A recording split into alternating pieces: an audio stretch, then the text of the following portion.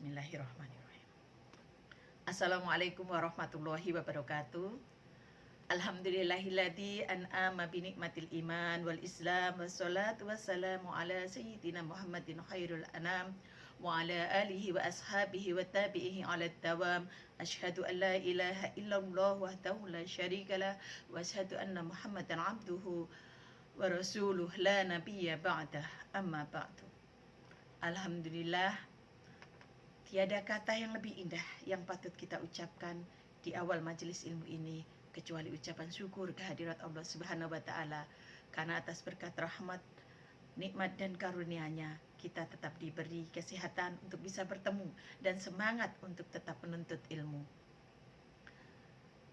Yang kedua, sholawat dan salam semoga tetap terlimpah kepada junjungan kita Nabiullah Muhammad Rasulullah Sallallahu Alaihi Wasallam, teladan kita di dalam menjalankan kehidupan sesuai dengan ajaran Rasulullah, yaitu dinul Islam.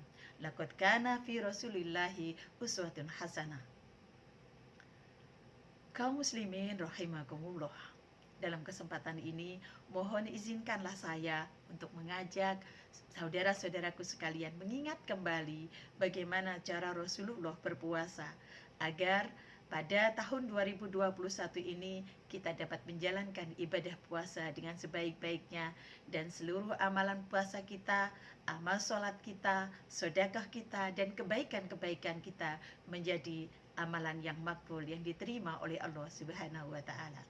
Namun tentu saja kalau kita berbicara tentang aspek ibadah yang dilakukan oleh Rasulullah pada saat bulan puasa atau cara Rasulullah berpuasa itu sangat banyak. Di dalam kesempatan ini izinkan saya hanya akan mengulas beberapa di antaranya. Lebih tepatnya adalah mengajak mengingat ya, bukan mengulas kembali. Karena apa yang akan saya sampaikan, insya Allah Bapak dan Ibu, saudara-saudaraku kaum muslimin sudah memahaminya, bahkan sudah mengamalkannya dengan baik. Yang pertama adalah soal makan sahur. Makan sahur ini dianjurkan oleh Rasulullah Shallallahu Alaihi Wasallam, seperti yang disampaikan di dalam sebuah hadis Imam yang diriwayatkan oleh Imam Bukhari, tasaharu fa inna fis sahuri barokah. Bersantap sahurlah kalian karena di dalam sahur itu ada keberkahan. Ya, dan Rasulullah mengajarkan kepada kita untuk mengakhirkan waktu bersahur. Jadi tidak di awal, mulai misalnya setelah jam 12 malam kita segera makan sahur, tidak.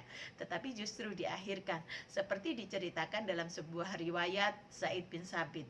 Dia berkata, kami pernah makan sahur bersama Rasulullah SAW.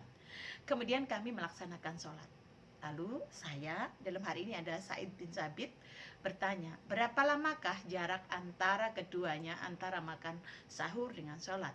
Rasulullah menjawab, selama bacaan 50 ayat. Nah, tentu saja Bapak dan Ibu, saudara-saudaraku kaum muslimin, 50 ayat yang dibaca oleh Rasulullah itu lebih singkat dengan kita yang membacanya ya, karena Rasulullah tentu luar biasa kefasihan dan kehafal-hafalnya. Yang ini tentu cara mengakhirkan sahur ini agak bertolak belakang ya, bertolak belakang dengan berbukanya. Kalau sahur itu mengakhirkan, kalau berbuka puasa justru disarankan, diajarkan oleh Nabi untuk menyegerakan. Ini sesuai dengan sabda Nabi, la yazalun nasu bi khairi ma ajallu fitra, yang artinya manusia akan senantiasa berada dalam kebaikan selama mereka menyegerakan berbuka puasa. Artinya tidak ada itu ajaran misalnya, oh supaya puasa saya lebih bagus, supaya pahala saya lebih besar, saya bukanya nanti aja deh setelah setelah sholat tarawih. Tidak ada itu Bapak dan Ibu ya. Tapi kita diajarkan oleh Rasulullah Shallallahu Alaihi Wasallam untuk menyegerakan berbuka puasa. Yang berikutnya adalah membaca Al-Quran atau tilawah. Pada saat bulan puasa, Rasulullah SAW lebih sering dan lebih banyak membaca Al-Quran dibandingkan bulan-bulan yang lainnya. Karena memang pada saat bulan puasa itu amal kita akan dilipat gandakan. Bayangkan kalau kita membaca ayat Al-Quran, satu huruf dilipat gandakan. Kalau kita berkali-kali menghatamkan Al-Quran, tentu pahalanya akan menjadi berlimpah luar biasa. Namun ada satu pesan dari Imam Az-Zuhri yang juga perlu kita renungkan. Apabila datang Ramadan, maka kegiatan utama kita selain berpuasa adalah membaca Al-Quran. Bacalah dengan tajwid yang baik dan tadaburi. Kalau yang dengan tajwid yang baik, insya Allah kita semua setiap hari itu akan selalu meningkatkan kefasihan kita untuk membaca Al-Quran dengan baik dan benar. Namun tadabur saudaraku, kaum muslimin dan muslimat, memahami Al-Quran yang kita baca dengan hati. Tidak hanya membaca terjemahannya, tetapi merenungkan dengan hati kita. Apa sesungguhnya perintah yang ada di dalamnya, atau apa sesungguhnya ancaman atas dosa yang kita lakukan. Bila kita melakukan sebuah dosa, apa janji Allah? Dan ada hikayat atau cerita sejarah apa yang merupakan keteladanan yang bisa kita unduh dari ayat-ayat Al-Quran. Mari kita pahami. Jadi kita tidak hanya membaca Al-Quran cepet-cepetan supaya banyak hatamnya, baik gitu, itu baik, tetapi akan jauh lebih baik jika kita memperbanyak Al-Quran, membaca Al-Quran sekaligus mentadaburinya. Catatan ya buat kita ya, karena kita banyak sekali ikut grup-grup khataman bil ghaib ya, mungkin banyak grup WA karena sekarang dilarang berkumpul-kumpul karena adanya pandemi. Lalu kita banyak-banyakan baca Al-Quran tapi lupa mentadaburi.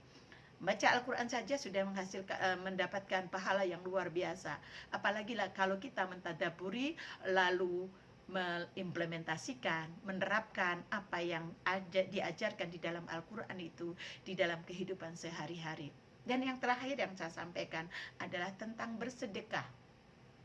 Terutama di sini adalah it'amul at'am, artinya memberikan makanan berbuka puasa untuk orang yang berbuka puasa. Dalam sebuah hadis Rasulullah Shallallahu Alaihi Wasallam bersabda, "Man fatara sha'iman falahu mithlu ajrihi wala yanqusu min ajri shaimi sai."